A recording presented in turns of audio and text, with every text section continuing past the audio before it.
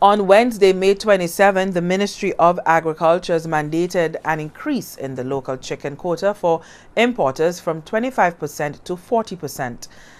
Brian Louisi, the executive director of the Chamber of Commerce, Industry and Agriculture, has expressed concern on behalf of the chamber members in the manner in which the quota has been imposed.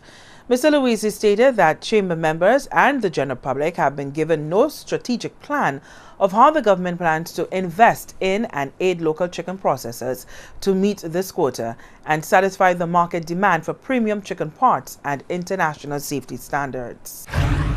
The Chamber of Commerce, Industry and Agriculture is always supportive of any well-planned, strategic and sustainable initiative from the government of St. Lucia that will boost the sectors that support our local economy, particularly our local farmers and processors.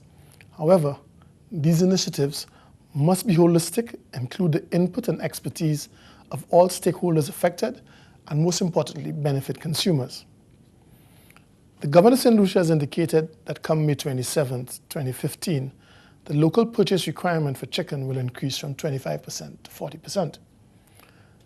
This decision was made without input of several key stakeholders and without sufficient dialogue and consent. Chicken importers will have to purchase an equivalent of 66.67% of his imported weight in local chicken, exclusive of non-premium parts, which refers to backs, necks, feet, and giblets.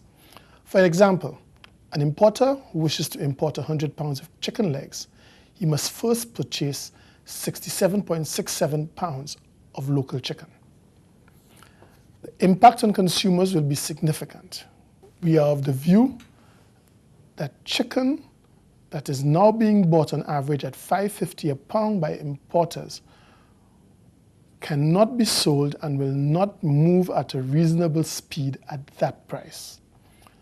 Since we have not received any indication of how the Ministry of Agriculture intends to help local processors produce chicken at a lower cost, we must make projections based on the current prices.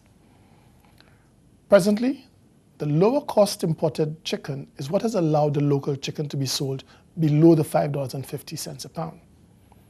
With the increased quota, consumers will no longer be shielded from the cost importers currently absorb, as this is not sustainable and businesses cannot afford to do so. Mr. Louisi also expressed concern over local processors' inability to meet market demand due to the reality that they currently cannot meet the existing quota. Mr. Louisi added that the Chamber of Commerce has tried on numerous occasions to have more dialogue on the matter of the ministry before decisions were made, but to no avail. He underlined that the Chamber does not and has never opposed the policy of supporting and promoting local producers, and its members have done their part over the years to do so. Local processors are not able to meet the specific demands of importers as it relates to premium parts, and generally are only able to supply whole and mixed parts. Premium parts are essentially the foundation of the chicken market, whether it be a large supermarket, chain or restaurant, or roadside barbecue.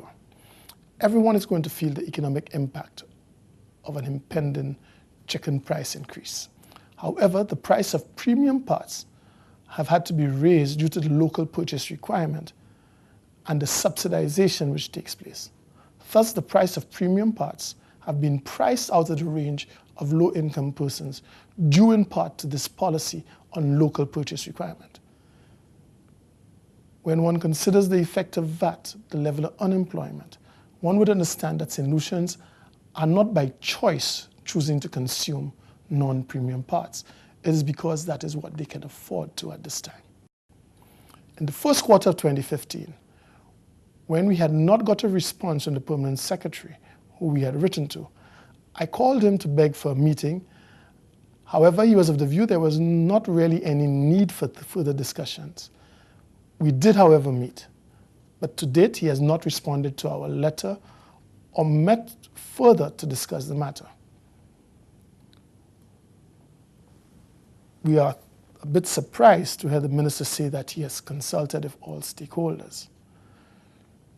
Surely, chicken importers who have supported the industry, the local chicken industry, and who will now be asked to carry it after this quota imposition are stakeholders as well. In fact, in our letter of September 27, 2014, we made some practical suggestions as to how the local industry needs to be supported. We do have even more suggestions on how the industry can gradually and sustainably be improved without penalizing consumers or importers. The Chamber of Commerce, Mr. Luisi says, is hopeful that the government will be open to working with them towards a better and more sustainable solution to help the local chicken industry become more competitive and capable of meeting high market demands without drastic and sudden price increases on consumers.